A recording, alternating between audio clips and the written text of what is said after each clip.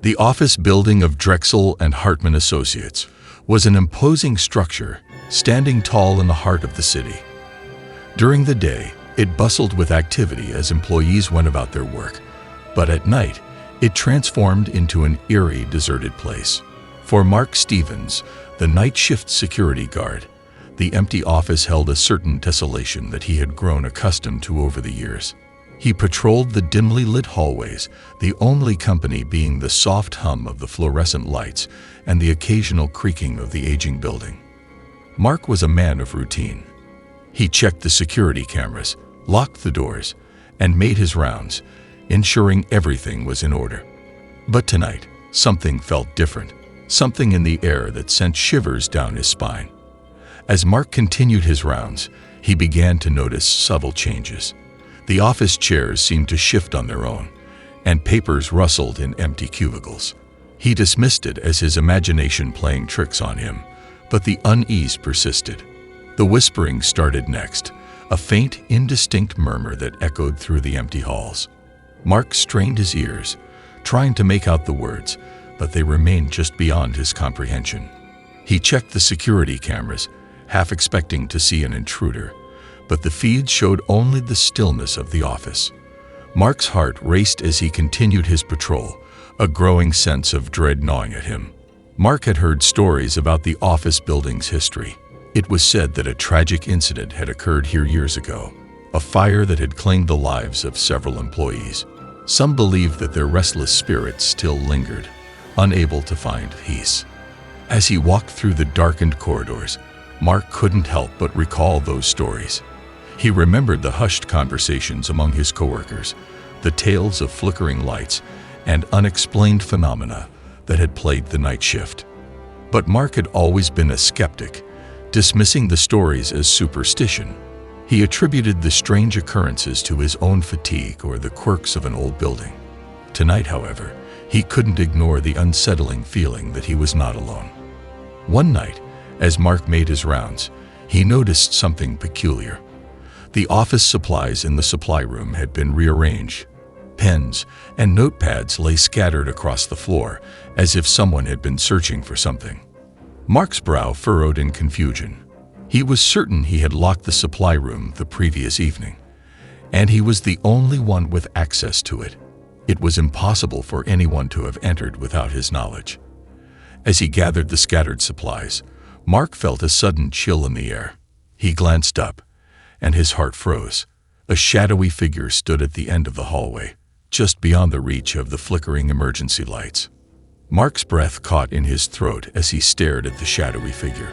It seemed to flicker and shift, like a wisp of smoke. He couldn't make out any features. It was simply a shape in the darkness. "Who's there?" Mark called out, his voice quivering. There was no response. The figure remained still, its presence an ominous and oppressive force in the corridor. Mark's instincts screamed at him to retreat, but he couldn't tear his eyes away from the apparition. With trembling steps, he approached the figure, his heart pounding in his chest. But as he drew closer, it vanished, dissolving into thin air. Mark blinked in disbelief, convinced it had been a trick of the shadows. In the nights that followed, the shadowy figure became a recurring presence in the office. Mark spotted it in different corners of the building, always just out of reach. It never spoke, never made a move. It simply watched, a silent and unsettling sentinel. As Mark wrestled with fear and confusion, other apparitions began to manifest.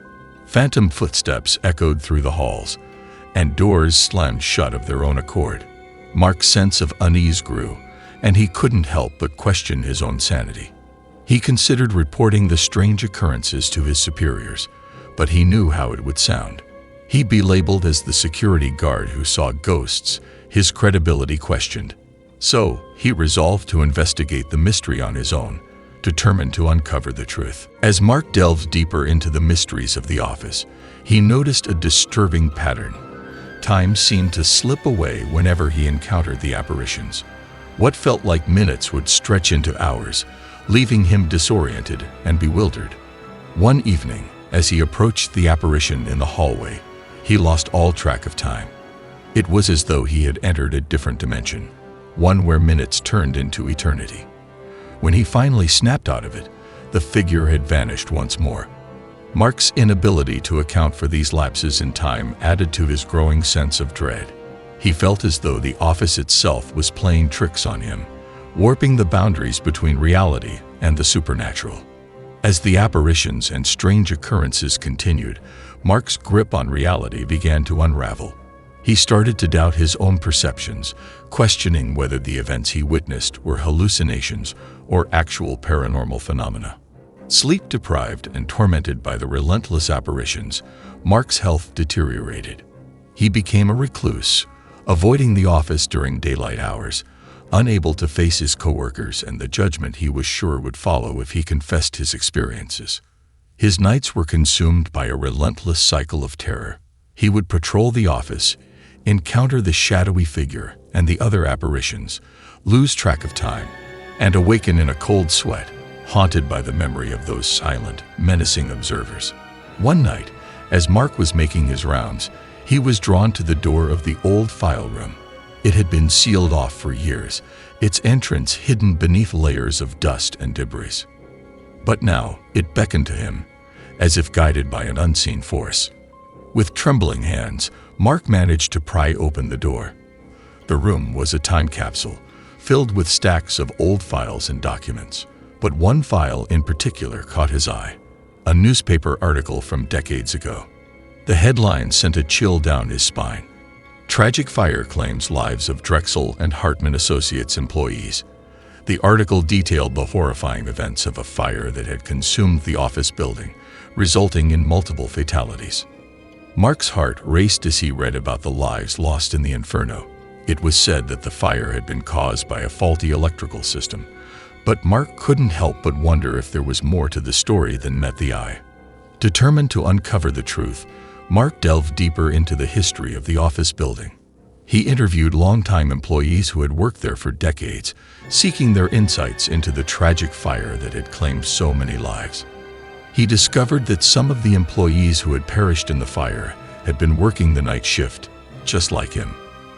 Their names and faces haunted him as he pieced together their stories.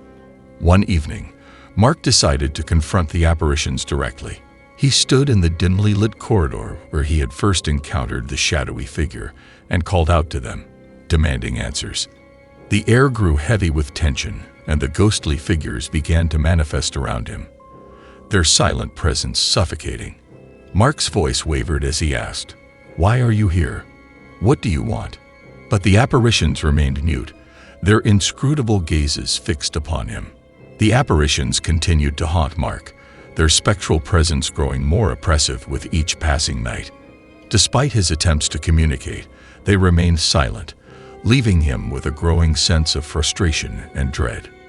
One night, as Mark confronted the apparitions in the hallway, he heard faint whispers, an eerie chorus of voices that seemed to emanate from nowhere and everywhere at once. The whispers were unintelligible, but they sent a shiver down his spine. Desperate to decipher the spectral whispers, Mark recorded them on his phone, hoping that playback would reveal their hidden meaning. But when he listened to the recordings, all he heard was an unsettling cacophony of voices, overlapping and discordant. The whispers became a constant torment, invading his dreams and waking hours. Mark's obsession with unraveling their mystery consumed him, pushing him further into the grip of the malevolent forces at play. As Mark's obsession with the apparitions and the spectral whispers deepened, the office building itself seemed to undergo a sinister transformation. The reflective surfaces, the windows, glass doors, and even the polished floors became portals to a nightmarish realm. Whenever Mark caught his reflection, he saw distorted, grotesque versions of himself, twisted and contorted, their eyes filled with malevolence. It was as if the building itself was mocking him, revealing the darkness within. Terrified of his own reflection, Mark began to avoid any surface that could mirror his image. He patrolled the office with his eyes averted, unable to escape the sense that the building was closing in on him. One night, Driven to desperation by the relentless torment, Mark decided to confront the spectral forces in a more direct manner. He researched ancient rituals and incantations, seeking a way to communicate with the apparitions and understand their purpose.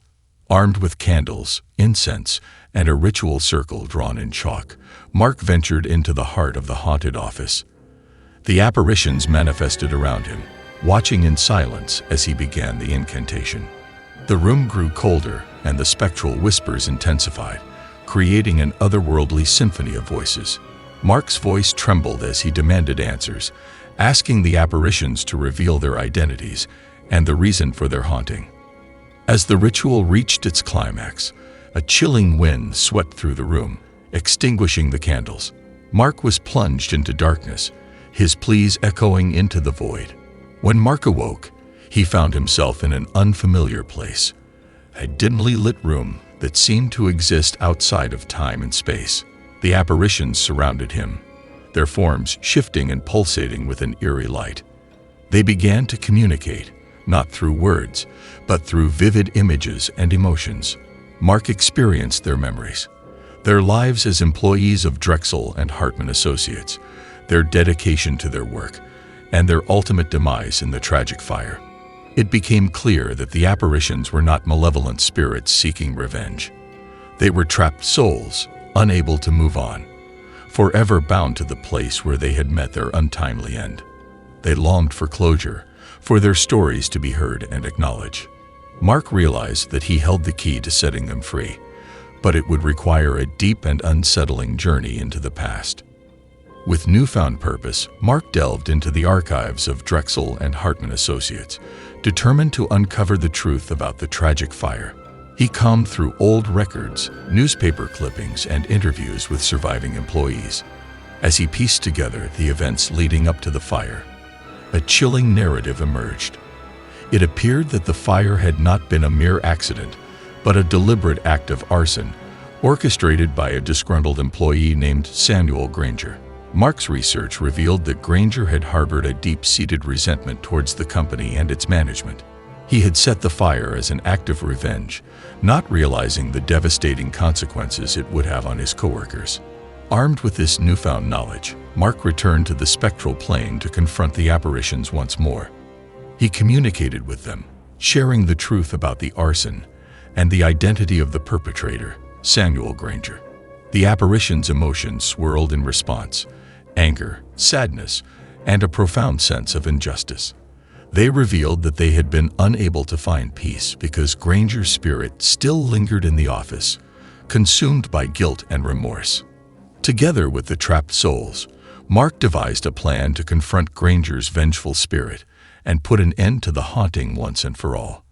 They knew that they would need to coax Granger into revealing himself and facing the consequences of his actions. As Mark and the trapped souls made their preparations, the haunting of Drexel and Hartman Associates intensified. Granger's malevolent presence grew stronger, manifesting in violent poltergeist activity. Objects flying through the air, walls cracking, and eerie symbols appearing on the floors. One fateful night, as Mark stood in the office lobby, Granger's spirit materialized before him. A spectral figure wreathed in flames, his eyes filled with burning hatred. Mark, guided by the trapped souls, confronted Granger with the truth about the arson and the devastation it had caused. He implored Granger to let go of his anger and find a way to make amends. Granger's ghostly form wavered, torn between his desire for vengeance and the weight of his guilt. The trapped souls watched in anticipation, hoping that their tormentor would finally choose to move on. In a moment of profound catharsis, Samuel Granger's vengeful spirit began to dissipate, the flames around him extinguishing one by one. He appeared to accept the truth and the consequences of his actions. The trapped souls watched as Granger's ghostly form transformed into a peaceful, ethereal presence. He reached out to them, and they embraced him, their collective spirits finally finding closure. As Granger's spirit ascended, the malevolent forces that had plagued the office building for years began to recede. The poltergeist activity ceased, and the apparitions of the trapped souls faded away, their ethereal forms finally at peace. Mark, exhausted but relieved, realized that the haunting of Drexel and Hartman Associates had come to an end. He had helped the trapped souls find redemption and closure, allowing them to move on from their tortured existence. In the aftermath of the haunting, the office building underwent a profound transformation. The once oppressive atmosphere of fear and despair lifted, replaced by a sense of peace and serenity. Mark continued to work as the night shift security guard, but the nights were no longer filled with eerie apparitions and spectral whispers. Instead, the building seemed to embrace a newfound tranquility, as if it had shed the lingering darkness of its past. The office's employees returned to work, blissfully unaware of the horrors that had transpired during the night shift. The tales of the haunting faded into obscurity, replaced by a sense of renewal and optimism. As the years passed, Mark's experiences in the haunted office became a distant memory, known only to a few who had witnessed the transformation. He continued to work as the night shift security guard, watching over the building with a sense of quiet pride. The trapped souls found their eternal rest, their stories of redemption serving as a testament to the power of forgiveness and closure. The office building, once a place of torment, had become a symbol of transformation and healing. Mark's journey through the haunting had left an indelible mark on him, a reminder of the enduring power of compassion and understanding. He knew that the stories of the trapped souls would live on, a legacy of redemption that would continue to inspire those who encountered the haunted office.